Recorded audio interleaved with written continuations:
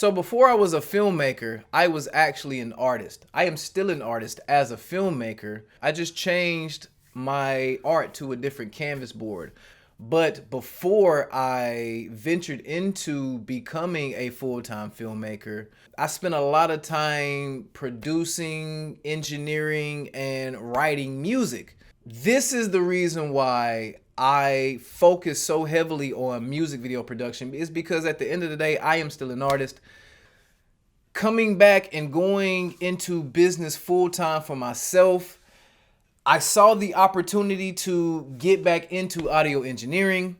So that meant that I needed to put the studio back together. So picked up a couple pieces and I got a real simple home recording setup that can be utilized by anybody wanting to get into recording or podcasting.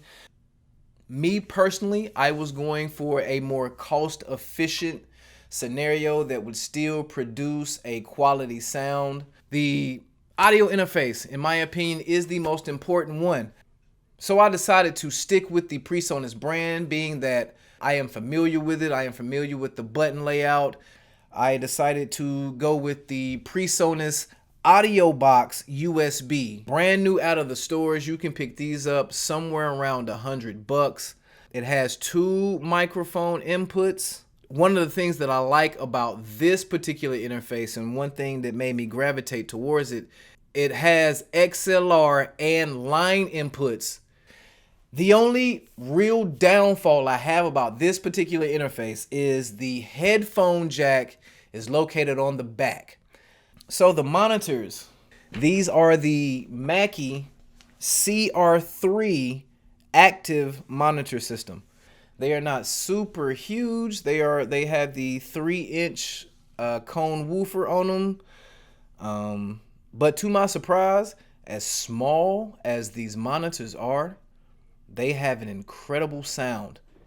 Incredible. I was absolutely blown away by the sound, the responsiveness, the amount of bass and the tone that came out of such a small speaker.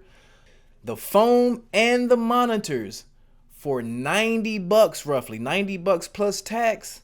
The only other thing that you need is a decent microphone. So the microphone that I use, that I favor to use typically when I'm recording my YouTube videos, the microphone that you are hearing me speak from right now is the Technica A2035.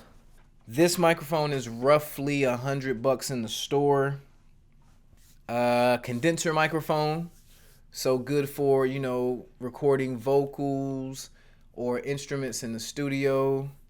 Got the Rockport pop filter on it, and sitting on, you know, the desktop microphone stand.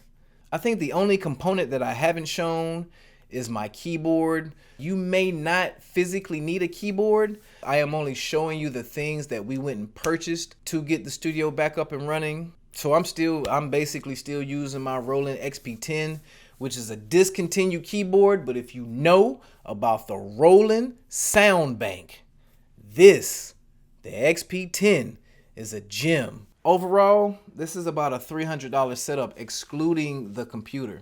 If you needed to add a keyboard to it, you could probably go pick up a little Alesis M25 or the little M Audio. Don't quote me on the name of it, but one of the small, you know, keyboards with the touch pads on them, you can probably pick one of those up for around 100 to 150, depending on the model that you get. But overall, you know, you could have a full recording setup for around $500 or $600, and that's with the computer, depending on the type of computer that you want. I think the next piece that I'm gonna add is probably a microphone preamp. Yes, the audio interface does have a microphone preamp in it. As you get into recording more serious audio applications, especially when it comes to music, you wanna make sure that your microphone input is as clean and as powerful as possible, so you're getting all of the frequency and all of the resonance in that artist's voice, their tone. You can only help that by boosting the signal by adding an additional microphone preamp. If you have a similar setup, or you're into music, or you're looking to get into recording music or audio engineering and you're looking for a setup, I hope this video has been helpful for you. If you have a similar type setup and you get great results out of it and you use different products, let me know what those are. Let the viewers know what those are by dropping it down in the comments below. I definitely love to read the comments. Appreciate the feedback. And as always, I appreciate you taking the time to watch this video. And thank you very much for sticking with the video up until this point. And as always, the grind defines your work ethic. If you continue to grind hard, then you will meet expectation every single time. Peace, love, and light. And we'll catch y'all on the next video.